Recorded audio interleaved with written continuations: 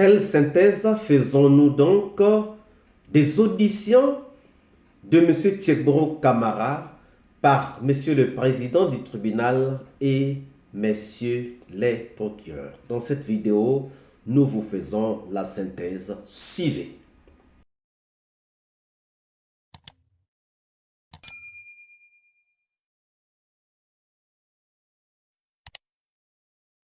Bonjour, bonsoir. Cela dépend de l'heure à laquelle vous regardez cette vidéo. Bienvenue si vous nous découvrez pour une première fois.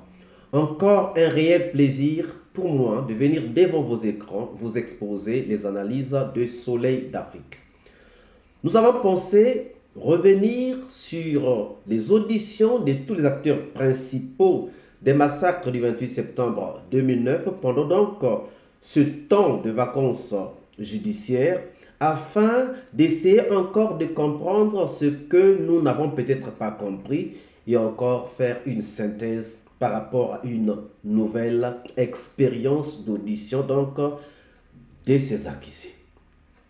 Nous avons commencé par cette série intitulée « Démonstration de culpabilité » et nous avons pris le cas de Moussa Tchegboro Kamara.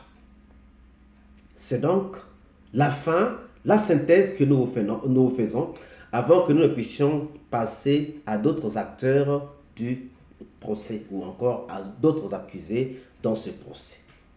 Déjà, il faut noter que Tchegboro Kamara avait dit qu'il rentrait à la maison ce 28 septembre 2009 et il s'est retrouvé en face des attroupements et il s'est arrêté pour accomplir un devoir civique et civil. Deuxièmement, quand Tchegboro arrive, il trouve sur place des policiers et des gendarmes envoyés pour le maintien d'ordre. Troisièmement, Tchegboro commence à parler avec les manifestants pour négocier le report de la manifestation. Quatrièmement, Tchegboro dit que Dadis l'avait mandaté pour leur demander de reporter la marche. Ça, c'est ce que les témoins disent que Tchegboro leur avait dit. Cinquième point, les leaders demandent la relaxation de ceux qui avaient été arrêtés avant toute négociation. 6. Tchegboro demande donc aux policiers et gendarmes de libérer les manifestants arrêtés et les gendarmes et policiers exécutent les ordres de Tchegboro. 7. Tchegboro reconnaît aussi la présence de ses propres services sur le terrain, mais il dit qu'il n'était pas leur chef ce jour-là au stade. 8. Tchegboro va pourtant appeler Goumou pour le rejoindre au stade. 9. Tchegboro reconnaît qu'il n'est pas habilité dans le maintien d'ordre. 10. Tchegboro reconnaît que sa présence n'était pas nécessaire au stade. Voilà donc les 10 points que nous avons notés qui vont nous permettre de faire une synthèse. Essayons donc d'analyser. Premièrement, puisque Tchegboro a donné des ordres au service de maintien d'ordre qui étaient au stade et que ces gens venus assurer le maintien d'ordre ont exécuté, cela signifie que Tchegboro était leur chef, car dans l'armée, on n'obéit qu'à son chef. C'est simple. Ces gens étaient là. S'ils étaient là, ils devaient avoir un responsable. Donc c'était au responsable de ces gens, de ces services, de donner des ordres à ces services.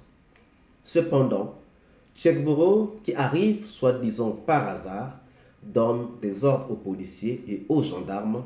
Les policiers et les gendarmes exécutent ces ordres. C'est simple, Tchegboro était donc leur chef au stade ce jour-là. Deuxième point. Si Tchegboro a donné des ordres exécutés par les services de maintien d'ordre, cela signifie que Tchegboro était là ensemble avec ses services de maintien d'ordre. C'est simple à comprendre.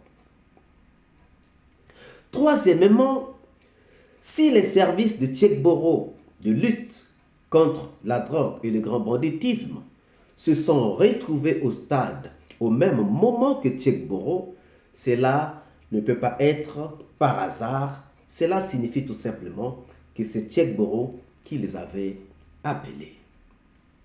En un mot, Tchèque-Boro était le chef de tous les services qui étaient au stade ce jour-là. En un mot, Tchèque-Boro était le coordonnateur de tous les services, de toutes les personnes qui étaient au stade ce jour-là.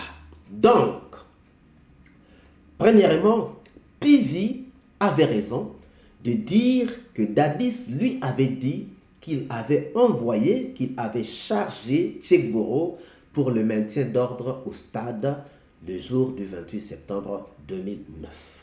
Deuxièmement, le général Toto avait donc raison de dire que lui aussi, Dadis, lui avait dit qu'il avait chargé Tchèque-Boro pour le maintien d'ordre au stade du jour du 28 septembre 2009. Troisièmement, cela confirme aussi ce qu'ont dit les témoins. Les témoins ont dit que Tchèque-Boro, en leur parlant, leur a dit qu'il avait été mandaté par Dadis Camara pour leur parler, pour leur demander de pouvoir reporter la manifestation. Aussi, pensons-nous, vu que Tchèque-Boro avait assisté à la réunion du 27 septembre où s'était décidé l'organisation de la journée du 28 septembre, vu que Tchèque-Boro est resté avec Dadis jusque très tard dans la nuit du 27 au 28 septembre, nous concluons que Tchèque-Boro avait reçu des ordres de Dadis. Nous concluons que Tchèque-Boro n'était pas au stade de façon hasardeuse, mais Tchèque-Boro était au stade pour assurer une mission. Maintenant, nous nous posons quelques questions.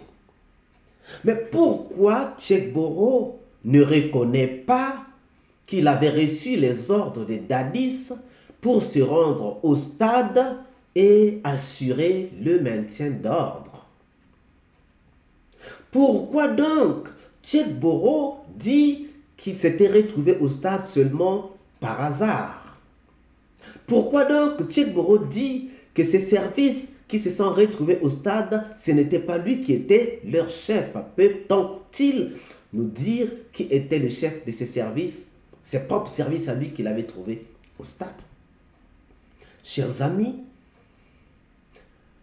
les questionnaires du président et les questionnaires des procureurs nous permettent, parce que ce sont ces questionnaires que nous avons examinés, nous permettent de tout comprendre et aisément que Tchèque-Boro était le chef de ceux qui étaient au stade.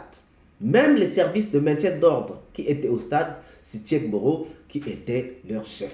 Cependant, aujourd'hui, Tchèque-Boro, s'il refuse de reconnaître qu'il était là pour le maintien d'ordre, c'est parce qu'il sait qu'il n'avait pas cette capacité et c'est parce qu'il sait qu'on lui demandera qui l'avait envoyé. Et là, donc, il sera obligé de dire que c'est Dadis qui l'avait envoyé au stade. Or, Tchèque-Boro est en train d'éviter de dire que Dadis lui avait donné des ordres. Donc, Tchèque-Boro assume sa culpabilité est bien là. Sa culpabilité est bien là. Une culpabilité de commandement bien établi.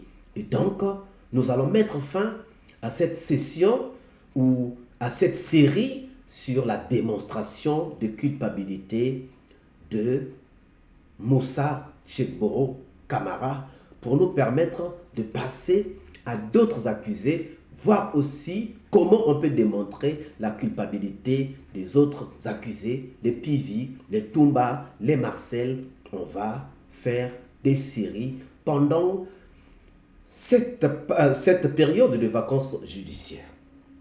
Alors, chers amis, si vous avez aimé cette vidéo, ne manquez pas de laisser vos pouces bleus. Ne manquez pas de laisser vos commentaires. Si vous avez des questions, n'hésitez pas à déposer vos questions dans les commentaires. N'hésitez pas de partager dans vos groupes et pages.